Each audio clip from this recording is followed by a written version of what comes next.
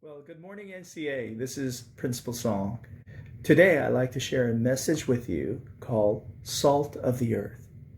You are, I'm sure, very familiar with a passage in Matthew chapter 5, verses 13 through 16. Let me read that for you. You are the salt of the earth, but if the salt should lose its taste, how can it be made salty? It is no longer good for anything but to be thrown out and trampled on by men. You are the light of the world. A city situated on a hill cannot be hidden. No one lights a lamp and puts it under a basket, but rather on a lampstand, and it gives light for all who are in the house. In the same way, let your light shine before men, so that they may see your good works and give glory to your Father in heaven. I don't know if you are a foodie, meaning you like good food, tasty food, and you even go look for that kind of places, the places that provide that specialty food. But whether you're a foodie or not, whether you're uploading those pictures on the internet or not, we like good food, food that tastes good. But I doubt that there's any food that could taste good without the salt.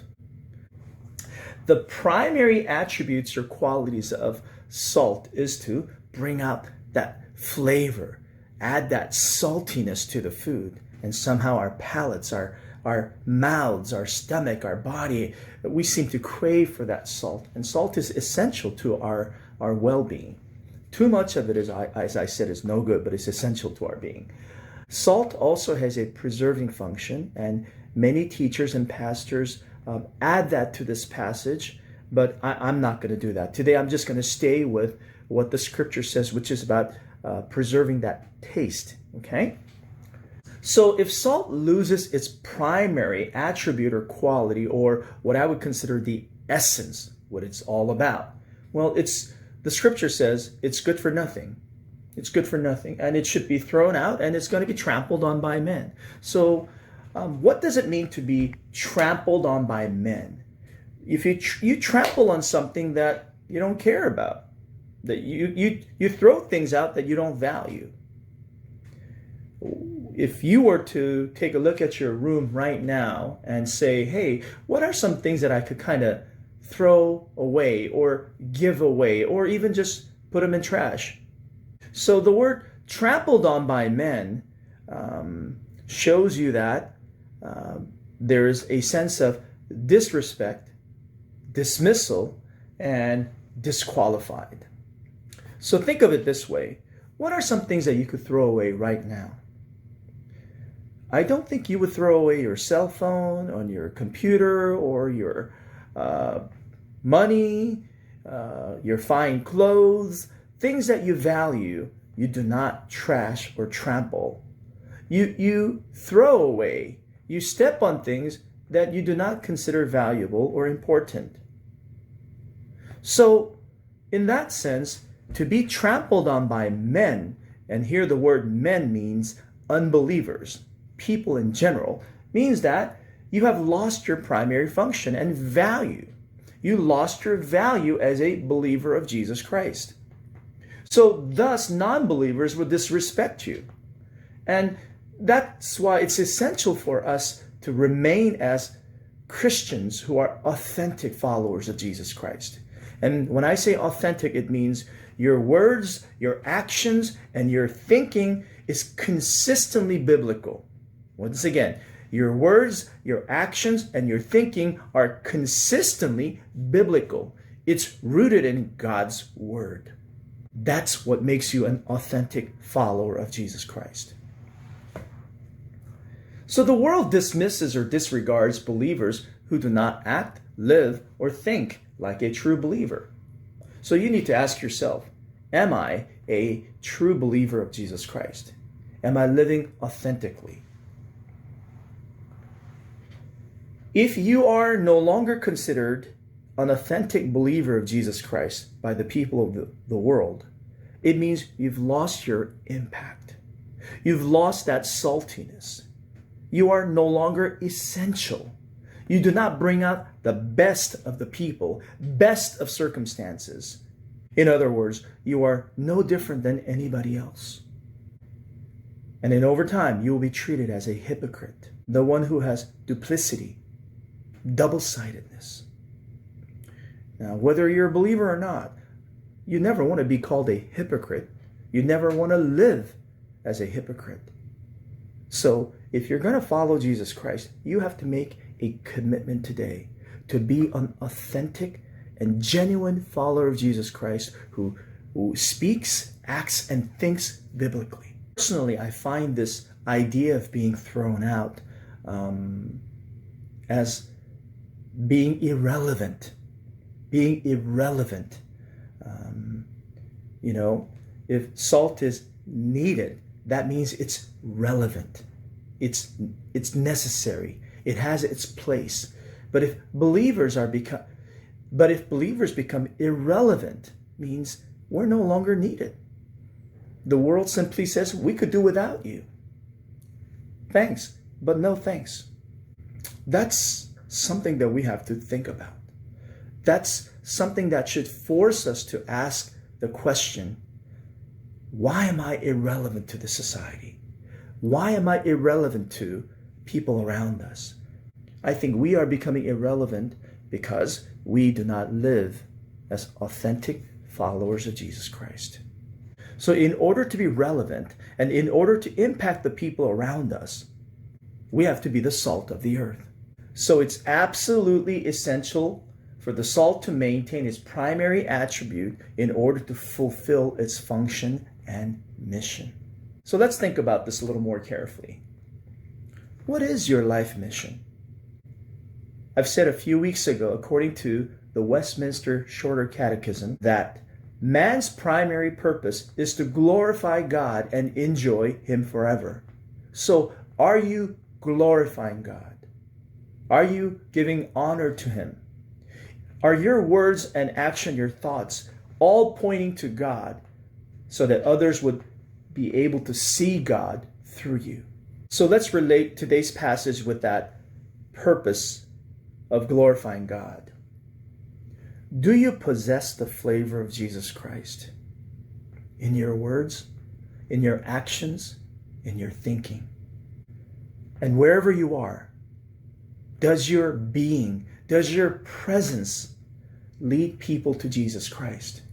In other passages, this idea of impacting others and not losing your saltiness or flavor is also called giving off the fragrance of Jesus Christ. It's like that beautiful magnolia or jasmine flower that when you walk into a place, there's that sweet aroma of Jesus because that's who you are. In essence, you're giving off the fragrance of Jesus Christ. In essence, according to today's passage, you're giving off that great taste and flavor of Jesus Christ. So one of the things that we have to ask today is, am I thinking and speaking and doing things that are not worthy of the gospel, that are not Christ-like? Well, you have to make a decision to cut that off.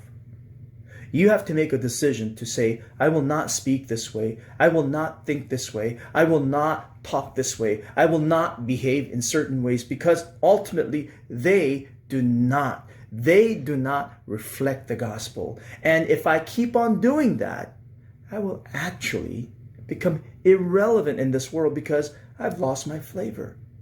I'm not giving off the flavor of Jesus Christ. I'm not giving off the fragrance of Jesus Christ. In fact, I may be tasteless or, goodness, I may be giving off that foul stench, that bad odor that people just, I don't want to smell that.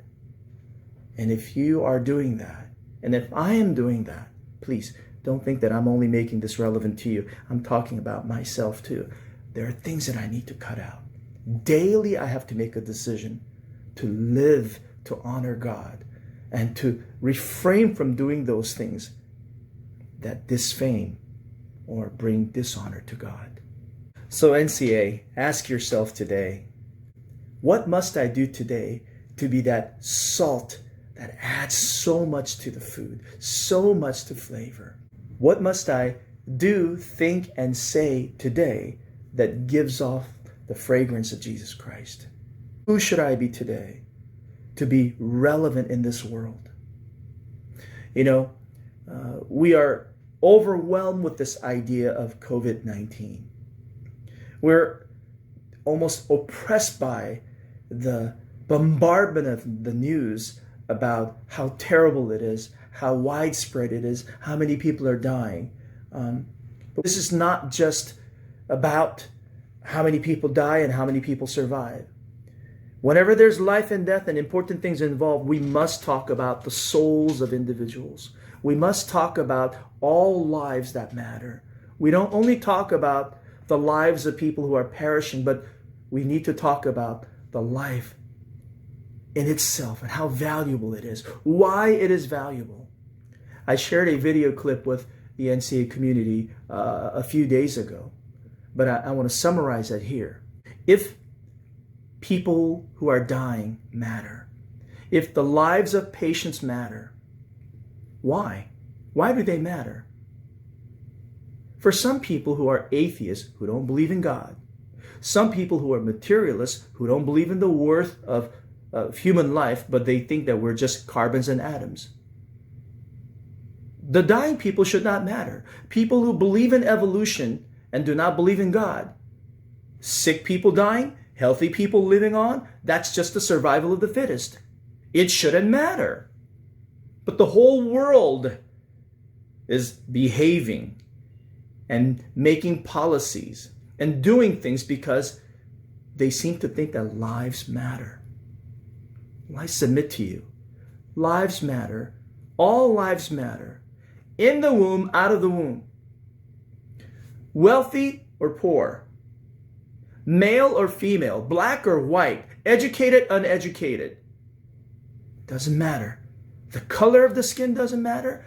All lives matter because we are the bearers of image of God. There's that intrinsic and authentic value. You matter because you reflect the image of God. You were created in the image of God. And so was I. And so was the person who's dying. So is the person who is alive and healthy. So is the people who are living in this world. And so were the babies that were destroyed in the wombs of mothers. All lives matter. So in this time, I pray that you will be encouraged to speak up for the truth of the gospel. That in this time of pandemic, when people are scrambling for answers and they don't even know where the answers are, we need to point them to Jesus Christ. We need to point them to the gospel. We need to let them get back to the truth so that they'll have a right frame of mind in making decisions, making policies, and helping people who are suffering. Ladies and gentlemen, New Covenant Academy, let's remember that we need to be the essential part of the solution to this pandemic. We need not be only looking for medical and scientific solution, but we must be looking for the solution to the problem of souls dying. We need to be presenting the solution, which is the gospel, so that people will understand that beyond death, there is hope because there is resurrection. That beyond death, in eternity, there could be comfort in knowing that you are saved. What we need is the greatest physician, the greatest healer the world has ever known, Jesus Christ. He is the answer. And I pray and hope that as the salt and light of the world, and as people who give off the fragrance of Jesus Christ, today you will make an impact on somebody by sharing the gospel truth with them. Let them come to know the greatest physician, the greatest healer, Jesus Christ. And that's how you become relevant in this world, in this time of pandemic. God bless you. We'll see you next time.